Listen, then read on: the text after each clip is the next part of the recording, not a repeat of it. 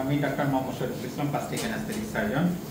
আমরা এই অপারেটিভ কিছু পিকচার দেখিয়েছি। আমরা ওনার লাইপোসাকশন করব অ্যাবডোমেন এবং ব্যাক। ব্যাকের 360 ডিগ্রি আমরা লাইপোসাকশন করব। আমরা যদি বলি এটাকে বডি রিশেপিং। আমরা কথা হচ্ছে যে আমরা লাইপোসাকশন কেন করবো এখানে। ওনার বেসিক্যালি যেহেতু স্কিন থিন আছে, লুজ আছে, সুতরাং উনি আইডিয়াল কেস ফর টামি টাক সার্জারি। উনি টামি টাক সার্জারি করবেন না। উনি এখনো ফ্যামিলি কমপ্লিট হয়নি। আমরা বলে রাখি যে ফ্যামিলি কমপ্লিট হলে টামি টাক সার্জারি করাটা খুবই ভালো, আইডিয়াল কেস ফর টামি টাক সার্জারি। কিন্তু যেহেতু ফ্যামিলি কমপ্লিট হয়নি, সুতরাং যে অনর্থক আমরা টামি টাক সার্জারি করতে চাচ্ছি না। একই সঙ্গে পেশেন্ট ইন্টারেস্টেড না।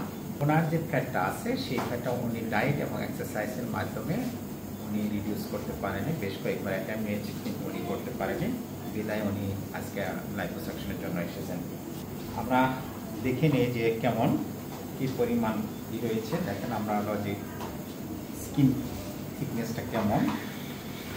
কিন্তু আমরা যখন লাইপোসাকশন করবো তখন কিন্তু আমরা 2 আঙ্গুলে পিঞ্চ করতে পারবো। আমরা চাইলেও এখন পিঞ্চ করতে পারবো না, 2 আঙ্গুলে পারবো না।